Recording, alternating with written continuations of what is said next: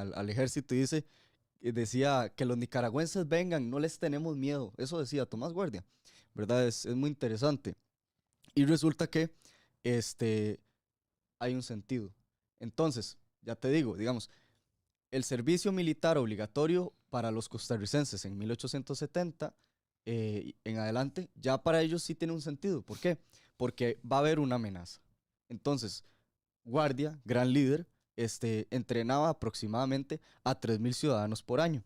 Y ahí es cuando Guardia también moderniza al ejército. Entonces, cuando se traen los cañones, el cañón Krupp, los Rolling Block, Remington Rolling Block. Tal vez explique qué es Claro. un rolling block, digamos. Ah, bueno, un Rolling Block. Sí, sí, no, está muy bien. No, igual va, si podemos ponernos una imagen también Claro, para que es la gente válido. más o menos vea Bueno, cómo es. resulta que anteriormente el ejército tenía fusiles, digamos, de chispa y también que se le ponía un El fulminante. de pólvora ahí. Sí, el de pólvora. Era todo un proceso. Ujú.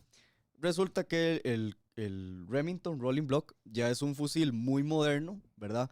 Y Guardia opta por comprar un lote de fusiles Rolling Block. Entonces, estamos diciendo que obviamente, si todas las naciones de Centroamérica se iban a unir para invadir Costa Rica, de Costa Rica debía, a huevo, por decirlo así, de tener un ejército muy poderoso, porque eran 4 naciones contra una. Ujú. Y No se atrevieron a invadirnos, pero por eso el ejército aumenta exponencialmente, ¿verdad? Y el servicio militar obligatorio para los costarricenses ya tiene un sentido, ¿verdad?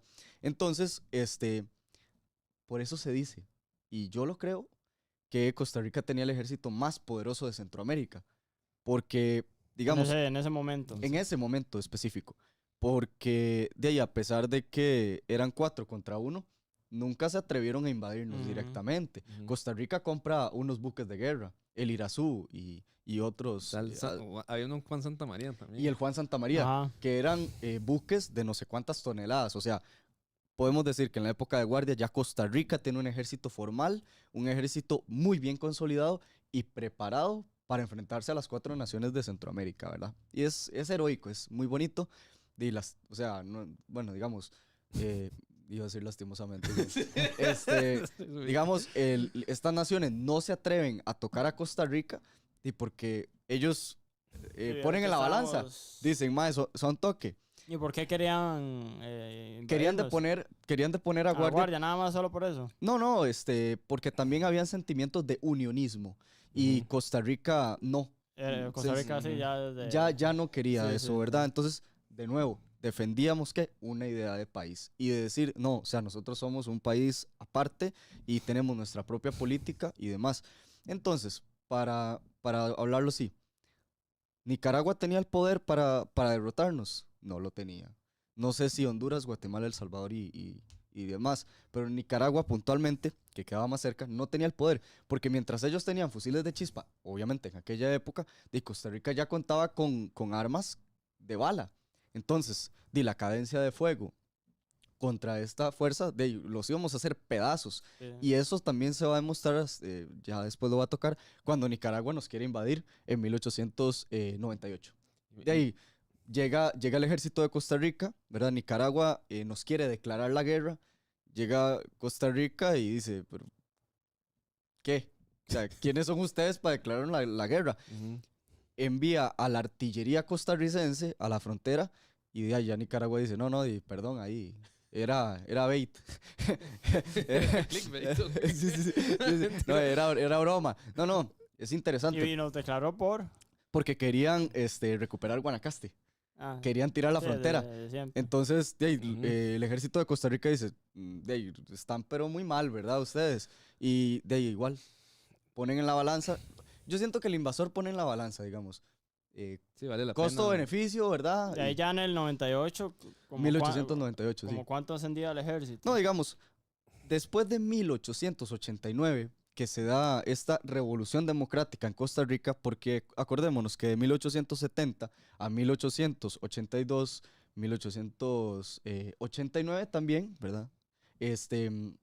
Habíamos tenido gobiernos militares. Ujú. Y francamente, yo pienso, es mi opinión, que tal vez la población ya estaba un poco desgastada y cansada de gobiernos militares, ¿verdad? Ujú. Tanto así que, digamos, los católicos influyen mucho ¿verdad? Y dicen que esto es, ya es un abuso. Sí. ¿verdad? Bueno, nada más Claro. quería aportar una cosa sobre Tomás Guardia. Ujú. Tomás Guardia sí representa tal vez un poco una ruptura hasta cierto punto de algunos aspectos españoles.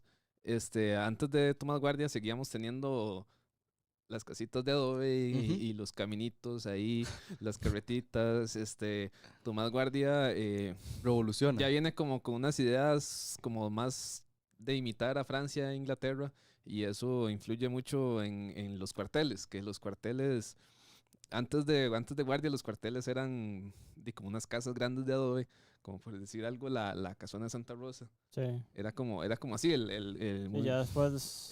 ya después viene esta idea de imitar cosas de Europa. Ujú. Entonces, ya en esas épocas se empiezan a construir, digamos, los cuarteles de, por ejemplo, hoy en día todavía tenemos el de la Juela, Ajá.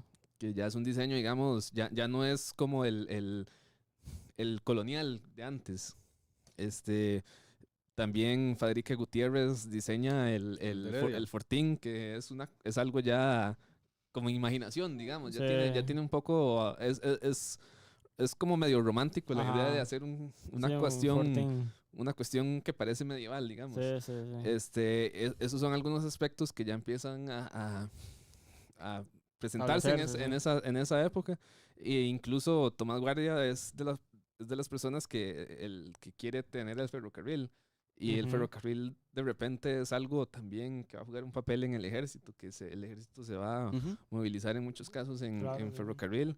Y entonces ahí sí vemos un cambio ya Sí, en general, con ¿verdad? estos liberales, sí. Incluso en los materiales para construir por ejemplo, la escuela metálica y cosas de ese Ajá. tipo. Puentes metálicos, ya no puentes de piedritas, sí, pero... Sí, sí, con Bernardo Soto y demás. Entonces, básicamente, los militares tuvieron mucho poder, ¿verdad?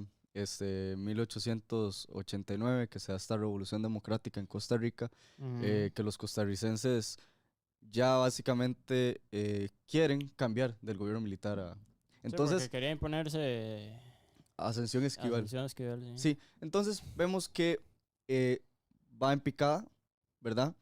Y sí hay momentos, entonces, sí hay momentos en los cuales el ejército de Costa Rica intermitentemente es enorme y hay momentos en los que simplemente se reduce un montón, ¿verdad?